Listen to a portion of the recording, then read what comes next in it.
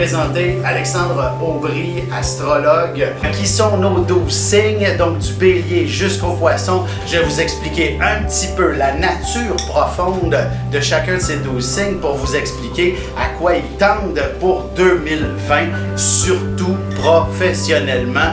On commence notre conférence et on commence par quel signe? Bélier. Qu'est-ce qu'il a besoin professionnellement cette année? Qu'est-ce qu'il sera le plus efficace? C'est l'organisation.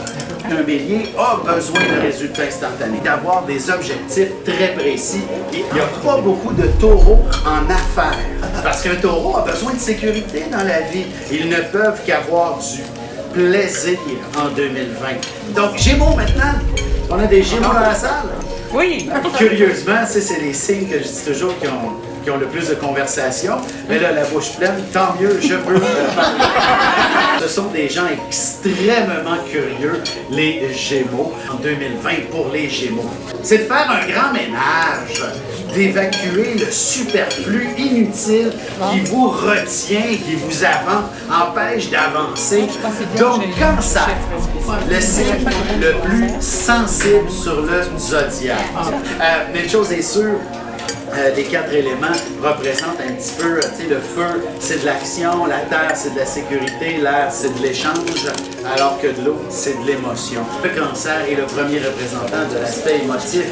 Il ne peut pas faire autrement que d'aimer ses collègues, ses clients. Qu'est-ce qui se trame en 2020 pour les cancers? Tout ce qui s'appelle conflit est réglé. C'est mon année!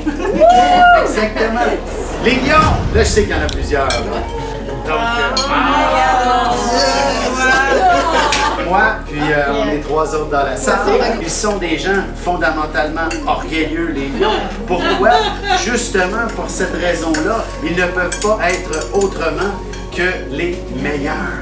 Les lions sont conçus pour être des leaders. Les lions 2020, qu'est-ce que ça donne? C'est une année d'efficacité.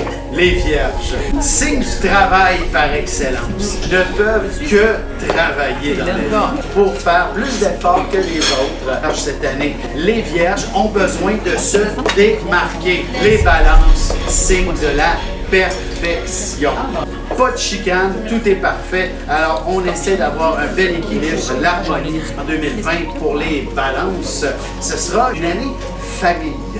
Une croissance sur le plan plus personnel. Je sens que tu te démarques d'une certaine façon beaucoup plus intime que tes compétiteurs dans le domaine du réseautage. Et ça donne une ambiance déjà beaucoup plus chaleureuse. C'est l'étincelle de faire des bébés. Voilà. T'as besoin d'un cancer. Scorpion. Oh, est capable d'affronter le pire. Il est conçu pour être à son meilleur lorsque c'est difficile. Et en 2020, une année d'apprentissage pas mal importante. Sagittaire, toujours, c'est le signe du plaisir.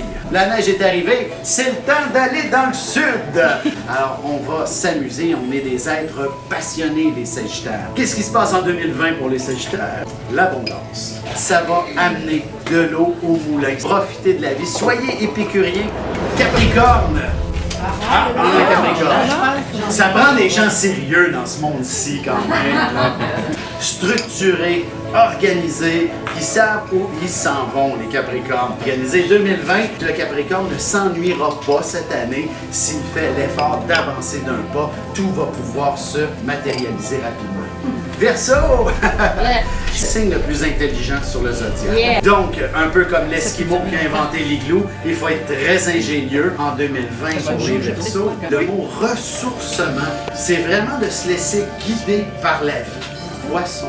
J'ai un enfant qui est poisson. Un enfant qui est poisson. Taureau, poisson sont les 2 signes les plus rares en réseautage. Être poisson, il est un grand altruiste, prêt à se donner pour les autres. 2020, ils ont besoin de s'entourer de gens. L'ascendant, c'est calculé en fonction de l'heure de naissance.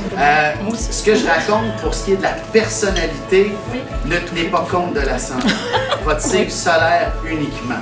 Je dis bien solaire parce que notre signe représente la position du soleil dans le zodiaque. Et le soleil, entre vous et moi, c'est quand même l'astre le plus important du système solaire. Hein? Il est en plein milieu. Et qu'est-ce qui est en plein milieu de nous-mêmes? notre cœur. Donc, ce que je raconte sur 2020 est aussi pertinent par rapport à votre ascendant. Ça, j'ai fait le tour. Merci de m'avoir écouté. Qu'est-ce qui nous réserve au niveau de la Terre, au niveau de l'humain en général? C'est trop négatif. Prochaine. Non.